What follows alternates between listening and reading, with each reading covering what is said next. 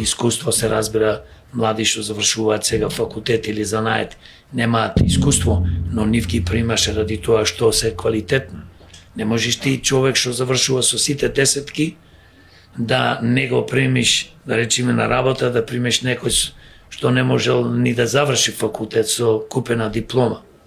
Да одиме понатаму, за да ги задржиме младите покрај да се уништи овој политички, криминален, корумпиран систем и да се воведе систем каде што ќе функционира и ќе го цени квалитетот и ќе се бори против криминалот, корупцијата, против непотизмот, ќе се бори да се намали јавната администрација, ќе се бори милиарди евра да се инвестираат во стопанството, поточно во економијата, е точно тоа што треба секој година 2-3 милиарди евра да се отделуваат за да ние можеме да ги градиме фирми, фабрики и производствени погони. Се разбира, тука влегува инвестиции во туризм, во земјоделството, во индустријата, во IT индустријата. Имаме фантастични млади деца кои што работат за странски фирми или бегаат од тук.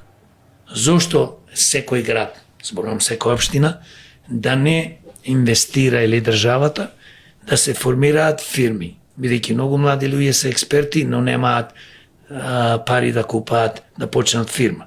Немаат пари да купат опрема. Еден компјутер може да кошта 10-20 илјади, кој што треба да се работи со него.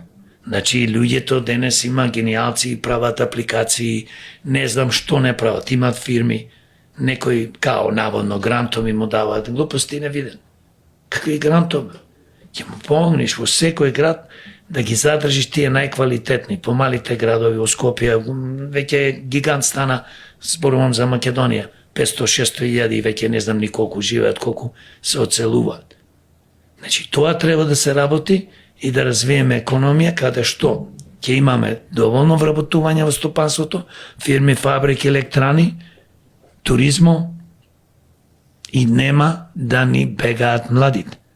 Значи, не можеме да ги задржиме младите без економија, без вработување и не 24-300, туку минимална да биде 60.000 дена.